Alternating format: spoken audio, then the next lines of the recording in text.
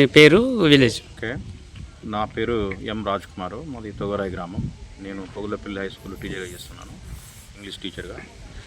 వందే మాత్రం గేయం అనేది అది బంకిం చంద్ర చటర్జీ రాయడం జరిగింది. 1882లో అది ప్రింట్ అయింది. రిపబ్లిక్ ఆఫ్ ఇండియాకు దాన్ని ఏంటి పదైనా రాసింది. ఓకే, నా పేరు ఎం రాజ్ కుమార్. నేను ఇంగ్లీష్ టీచర్ను, జెడ్పీహెచ్ఎస్ హై స్కూల్ పొగులపల్లి, మాది తొగరాయి గ్రామం. ఈ వందే మాత్రం ఒక గొప్పదనం చెప్పుకోవాలంటే చాలా చాలా గొప్ప పోయం ఇది.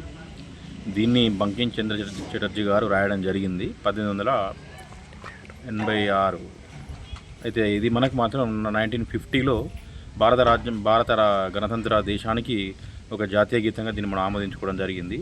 యాక్చువల్గా దీని యొక్క అంటే ఈ పోయం బంకిం చంద్ర చటర్జీ గారు రాయడానికి గల ఉద్దేశం ఏంటంటే, అంటే బ్రిటిష్ గవర్నమెంట్ అప్పుడు మనల్ని పరిపాలన చేస్తుంది కాబట్టి భారతీయులందరినీ ఐకమత్యం చేసే ఉద్దేశంతో అతను ఈ వందే మాతరం రాయడం జరిగింది. దీని ద్వారా చాలామంది రియలైజ్ అయిపోయి భారతదేశ జాతీయ ఉద్యమంలో చురుకుగా పాల్గొనడం జరిగింది.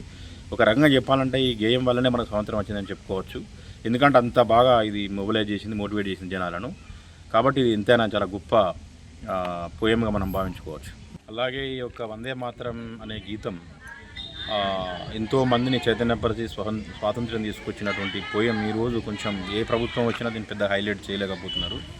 కాబట్టి మనం దాన్ని హైలైట్ చేసుకోవాలి. కులం, మతం అనే భేదం లేకుండా ఈ గీతం అందరినీ ఐక్యం చేసింది కాబట్టి ఇప్పుడు కూడా మనం దాన్ని గౌరవించుకోవాలి. కాబట్టి దాన్ని మనం హైలైట్ చేసుకోవాలి. ప్రభుత్వాలు ఇప్పటికైనా దాన్ని గుర్తించి దాని ప్రాముఖ్యతను గుర్తించాలని కోరుకుంటున్నాను.